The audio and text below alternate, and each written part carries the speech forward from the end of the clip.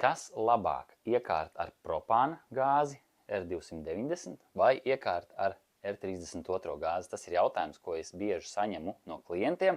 Tātad apskatīsim, salīdzināsim viena ražotāja divas iekārtas, kuras pēc būtības ir vienādas, un galvenā atšķirība ir tieši kāda gāze ir izmantota iekārtā. Ko svarīgi piebilst sākumā, kāpēc vispār ražotāji pāriet uz propāna gāzi, ir Eiropas Savienības prasības. Attiecīgi visiem jākļūst zaļākiem, Eiropai jākļūst zaļākai, un propāns ir dabai daudz draudzīgāka gāze nekā R32, attiecīgi nokļūstot atmosfērā, tā nebojā ozona slāni, un tādēļ Eiropas prasību dēļ arī visi ražotāji lēnām pāriet uz propānu, jo ar laiku R32 gāzi ražošanā vairs izmantot nedrīkstēs. Kā jau teicu, salīdzināju dažādus rādītājus abām iekārtām. Tātad šajā gadījumā abas iekārtas šim ražotājiem darbojas līdz mīnus 30 grādiem. Jauda, nominālā jauda, kas būtu jauda pie plus 7 grādiem, ko visi ražotāji norāda kā savu nominālo jaudu, abām iekārtām ir 12 kW, tātad vienādi. Un pirmo atšķirību jau mēs redzam tur, kas notiek pie mīnus 20 grādiem. Tātad mīnus 20 grādi aizošā ūdens temperatūra uz radiatoriem 50 grādi. Tātad R32 iekārtai joprojām saglabājās jauda 12 kW, tātad šī jauda nekrīt.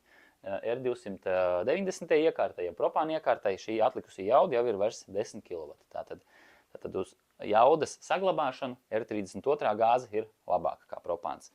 Skatāmies tālāk, kas ir ar izijošām temperatūrām. Tātad pie plus 7 propāns spēja nodrošināt augstāku izijošo temperatūru, 75 grādus pret 70 grādiem R32 gāzei.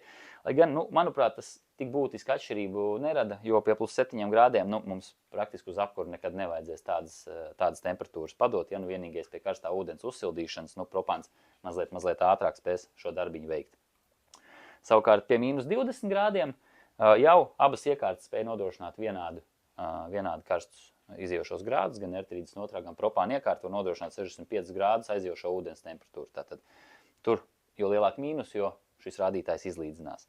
Un tad, protams, vēl viens ļoti būtisks aspekts ir COP, jeb efektivitātes rādītājs pie plus 7 grādiem un aizijošās ūdens temperatūras 35. Propāna iekārtai COPs 4,8, R32 gāzes iekārtai COPs ir 5,1, tātad labāks R32 iekārtai. Savukārt pie lieliem mīnusiem, mīnus 20 grādi un aizijošā ūdens temperatūra 50, kas būtu droši vien tāda normāla temperatūra, kas radiatoros varētu būt nepieciešama pie šiem mīnus 20 grādiem, ir attiecīgi propāna iekārtai COPs ir 1,7, R32 iekārtai 1,91, tātad arī labāks.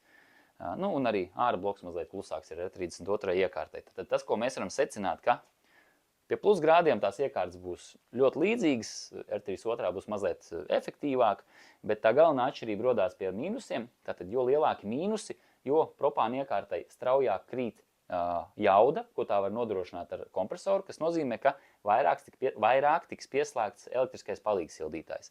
Un arī efektivitātes rādītājs, tad R32 iekārtai pie mīnusiem ir labāks. Tad praksē tas nozīmē, ka mūsu klimatā, kamēr būs silts, kamēr būs ap 0, kamēr būs mīnus 2, iekārtām jūs lielu atšķirību neredzēsiet reālā darbībā, jo būs lielāk mīnus 15, mīnus 20, tad jūs, principā, tad būs redzama tā atšķirība, ka propāna iekārta sāka patērēt vairāk jaudas, vairāk elektrības nekā R32 iekārta. Tā kā, tādi ir tie secinājumi, izdariet paši secinājumus, kura iekārta labāka, kura sliktākā.